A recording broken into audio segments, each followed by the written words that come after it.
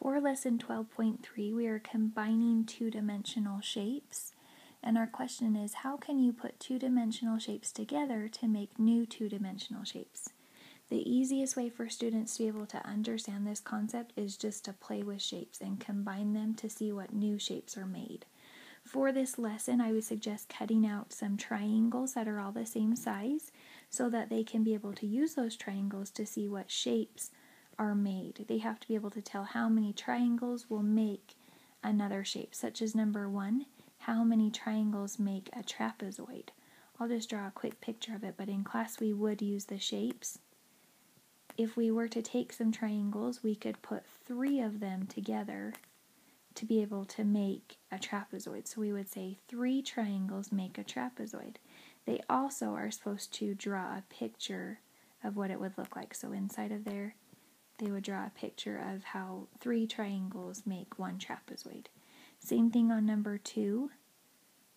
2 triangles are going to make our rhombus. We also can call it a diamond. That's just fine. Either of those words work. We'll use both of them in class. And at the bottom, the problem solving, it says to use pattern blocks. Once again, if you can cut them out, we do have them in class, but not really something I can send home, so we just cut them out of paper. It says use 2 trapezoids to make a hexagon. How many did you use? And then it says how many trapezoids make 4 hexagons. So we know that 2 trapezoids would make 1 hexagon. They want to know how many make 4. So if we had 1, 2, 3, 4. So we can see it takes 8, 4 times 2, 8 hexagons to make, 8 trapezoids to make 4 hexagons. On the back side of the homework, once again using your shapes, how many triangles do you use to make a hexagon?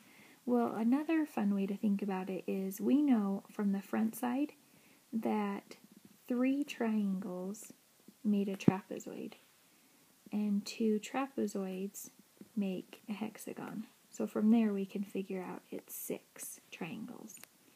And number 2, how many rhombuses do you use to make a hexagon? And that answer would be 3. And you have to make the rhombus to be able to figure that one out.